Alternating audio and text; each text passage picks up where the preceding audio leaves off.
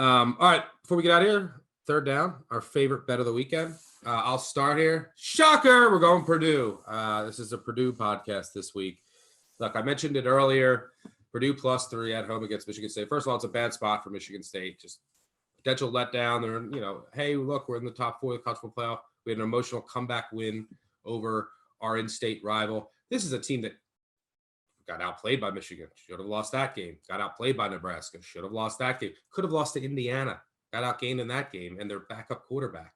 They're getting all these non-offensive touchdowns at key points in time. Even in Miami, they needed a big fourth quarter. Team could have 4 losses. I also like the matchup for Purdue. Purdue's defense has been one of the most underrated units in the country.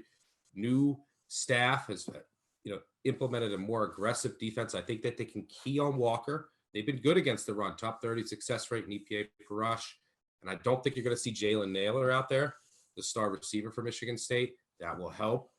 The other side of the ball, Michigan State's biggest weakness this year has been in coverage.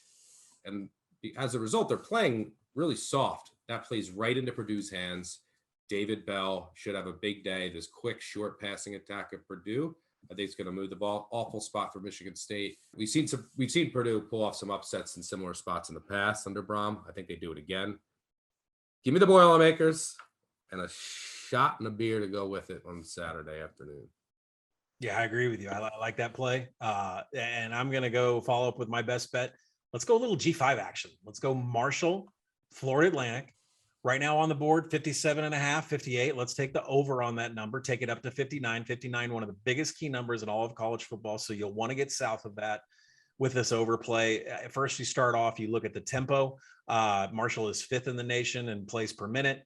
Florida Atlantic, 30th in plays per minute. These two teams, Willie Taggart, Charles Huff, they want to go up and down the field as fast as possible. This is a number that I project at about 60.5. So I still think it's got room to run. But more importantly, like Marshall and Grant Wells, he's not going to get any pressure whatsoever. The Marshall offensive line has been fantastic at protecting him, top 20 in pass blocking.